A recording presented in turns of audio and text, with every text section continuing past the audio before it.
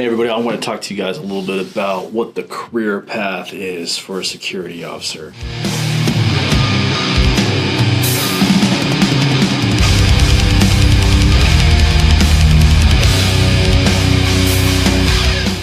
Right, so a lot of times we get kind of stuck in our own head. You're out there, you're working, you're doing stressful stuff all the time. You're like, man, where do I go to from here? What's the next step? How do I even get there? It's just you out there, alone, in the dark, trying to figure out what the next move is. Or some of you, like I started, you might be guarding the same parking lot and you're sitting there and you're like, how did I get here? Well, let me help you dig yourself out of that hole, all right? This is how you do it. So first and foremost, we need to make the decision amongst ourselves. Are we gonna go armed or unarmed? If you're gonna stay unarmed, right? Like there's a part of you that's like, man, you know what? I really like the security field. I really like helping people, but I really don't know if I have the skill set to do that with a firearm. Great, awesome. There's a couple of career paths that you can take. We'll start with the lowly kind of unarmed security guard, right? Now this is kind of geared towards a guy that's coming out of high school, right? He's 18 years old. This is his first job. He's gonna be guarding parking lots. He's gonna be guarding parking lots, and there's nothing wrong with that. That's a fine place to start. That's where I started. Generally speaking, you can expect to get $14 to $17 an hour for those kind of jobs. Some places in the United States might be higher, some places might be lower, but generally speaking, 14 to 17 bucks an hour. The level 2 security license is what you're gonna need for that. A lot of security agencies can do that in-house. My agency can do that in-house. There's other places that you can go to, or there's schools that you can go to. You should be at this level for about 6 months to a year, my opinion, okay? 6 months to a year. For me, moving on to the armed position makes the most sense. And you're gonna make about $36,000 to $45,000, okay? It's not a terrible living for somebody who's 18 years old, just in high school. If you wanna stay unarmed, sort of the other routes to take is you can go to event security. So event security is like the unarmed people that help guide you to your seats, help do exits, crowd control for big events, things of that nature, right? You might remember like the guy wearing the yellow security shirt that's up in front of the concert and he's just standing tough like that. That's event security. The next one is alarms installer. So part of security is target hardening. One of the target hardening strategies is installing CCTVs, installing alarms, right? So there's a pathway for that if you should choose to. I haven't dealt with any of that, but I know that that's a route. Locksmithing and towing, not quite security. They go kind of hand in hand, right? Because oftentimes it's the security officer that's calling the tow truck person. And oftentimes that tow truck person is also a locksmith, right? So part of our target hardening strategies, right? We're keeping everything locked up. So to be able to unlock that when people lock out, that is a great skill set to have. Being a private investigator. Being a private investigator is an unarmed security function. That is something that you can do with your level 2 license. And it can be exciting, it can be lucrative, but it can also be bust, right? So it's feast or famine with that guy. I've also noticed that private investigators, background investigators, also seem to do really, really well in like bail bond agencies or for lawyers. I've seen a lot of job openings for a paralegal / background investigator. So that might be something that you might be interested in if you have, or if you choose to pursue those security certificates. So next up on the list is the armed security officer, right? So that's the part where you've done your security academy. You've already paid for all that training. You already have your firearm. You already have your duty rig. You've already kind of picked out some of those things.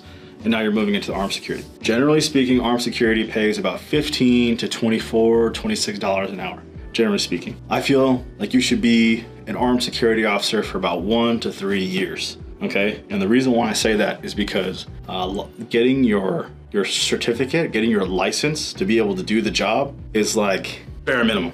That is just what you need to get started legally, right? And it really is just the bare minimum, okay? You're still gonna have to be training. You're still gonna have to be proficient with your firearm. You're still gonna have to be proficient in all your intermediates. You're still gonna have to be proficient in your de-escalation tactics. And all those things you're gonna have to build upon on your own. It takes about 1 to 3 years to really, really fucking get good. At least good enough to where somebody wants to pay you the big bucks, okay? So I don't want you to think that, oh, I got my armed license, I'm gonna go make 26 bucks an hour or more an hour. Not so, okay? You get your license and you're gonna come in about $15, $16 an hour, $17 an hour, and then build upon those skill sets, okay? Generally speaking, you're gonna make about $39,000 to $50,000. You should be 19, 20 years old. And that's not a bad living. That's really not a bad income for that age group. Right here is when you kind of need to make a decision, okay?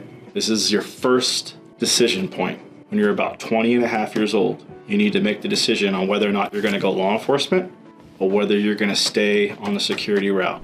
I will tell you, the law enforcement route, generally speaking, to be competitive, you're going to want to have college, okay? Just to be competitive. College helps, military helps. All those things are going to help you get into a law enforcement role. If you're going to choose to go to the corrections route, which is also a very honorable path, if you're going to choose to go that route, generally speaking, the bar to entry is a little bit lower, which is great because it gives you that law enforcement experience kind of right out the gate. But you're still going to want to make sure that you're competitive, because even though you get in the door, it doesn't necessarily mean you're going to make it for promotions and other stuff. So college is important. Right here, 1 to 3 years, if you decide to stay on the security route, you need to start moving towards being a site commander, a post commander, a site supervisor. And for those kind of positions, you can expect to make somewhere between $17 and $25 an hour base. Then you should be there at 2 to 4 years. So 2 to 4 years, you should be some sort of site commander, some sort of post commander, some sort of supervisor. People might refer to it as a sergeant, whatever the case is, or a corporal rather. And you can expect your pay rate to be somewhere between $44,000 and $65,000 a year. If you decide that you're gonna stay the armed route, now you come to your second career decision, right? Your second career decision is, do I wanna be a personal protection officer, which is like bodyguard? Do you wanna get into armored trucking, right? Because that is a whole other specialization on its own. Do you want to get into hospital security? Or if you're ex-military, do you want to get into PMC work? After you've been doing this, right, for a little bit, and you want to make the most money, you want to maximize your income, moving into one of these specializations would probably be the best route if you just want to stay an armed professional. Personal protection officer, a lot of those people have got a background in military, have a background in law enforcement, have a background in like jiu-jitsu, MMA, something like that. You're gonna be doing a lot of unarmed, disabling tactics, whatever. Armored trucking is a whole beast on its own. Super dangerous, okay? Let's make no mistake about it. Armored trucking is dangerous. It's so understaffed right now that you may not have a full crew with you when you go out there. So and I bring that up just to say that particular specialization is one that you need to make sure that you're being cognizant, that you're being aware, that you're being awake. That job is not the job to be coming in sleepy to work or partying all night the night before, anything like that. You got to be on your toes with that one. Another thing that helps with armored trucking is getting your Class B license or a DOT physical. Those two things right there are going to really, really help you with that route. And I will say that armored trucking is also the only security job where being proficient with a shotgun was mandatory. So just be cognizant of that. If you get into armored trucking, you do know how to work a shotgun. Next up is hospital security. Hospital security is a beast unto itself, right? And I want you to think about it, right? Especially if you're doing like a county hospital, all the people that might be under some sort of psychosis, whether that's alcohol induced or drug induced, whatever, they're gonna end up at that hospital. So hospital security is getting into all kinds of tussles, if you will, okay? So you're gonna be tussling, okay? Yeah, family members that meet up with other family members that may have never even talked to each other, and now they're talking to each other for the first time in 5 years because when another bridging or connecting family member has passed away. Emotions are high. You're gonna be dealing with all those things. Now, kind of the perspective of the hospital is, they're here at the hospital to get better, right? So they don't need you making them unbetter. Yeah, don't make them unbetter, okay? So a lot of soft hand techniques, a lot of restraining movements, a lot of those types of things. So be cognizant of that if you go into hospital security. There's also other credentials that you're gonna wanna have if you're gonna go into hospital security, right? So your CPR, AED, BLS, and there's another specialization that we'll talk about a little bit later for that. Finally, PMC, that's the hardest one to get into. That one is basically, you either know what you're talking about and you're down to do it, or you don't know what you're talking about and they're not gonna get picked. So that's it, right? You need to be proficient with a Glock 19. You need to be proficient with a SAW. You need to be proficient with an M4 and some other weapon applications. You also need to be able to perform and execute a PT test correctly. Okay, so that might be the highest reward, the highest pay out of all of these specializations, but it is the most dangerous. It is the most physically taxing. So you need to be aware of that. We've been a site commander, we've been a post commander, we've been a site supervisor. We've picked a specialization. If we don't want to specialize, or if we want to do something simultaneously, there's also the instructor path. While you have developed yourself as a security officer and you want to help develop other people, now you start applying for your instructor licenses and things of that nature. If you choose the path that I went on, right, you choose the management path. So the management path is where you become a sergeant. Generally speaking, you should be in college pursuing an associate's level degree at about the sergeant level. You can expect to make 17 to 20 bucks an hour plus some sort of bonus incentive. Some agencies will cut out the bonus incentive and just pay you a higher hourly rate, whatever, it's all the same thing, okay? You should be in this position for about 3 to 7 years. That's generally where I see people being a sergeant for 3 to 7 years and they move on to something else.